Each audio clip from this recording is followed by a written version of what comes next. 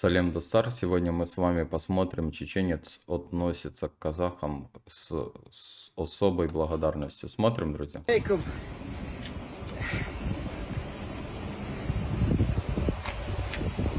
Я тоже плакать захотела. Я казахов люблю. От души. Мой дед и бабушка похоронены там. Вот. Если я еще жив останусь, обязательно я должен посетить их там, могилу. Вот такая судьба у нас. Нас связала казахский и чеченский народ. Я вас очень люблю. Я вас тоже очень... Да, видно, что очень особенно вспоминает те тяжелые моменты, да, которые им пришлось пройти. Но, видите, Казахстан поддержал, помог, и он жив.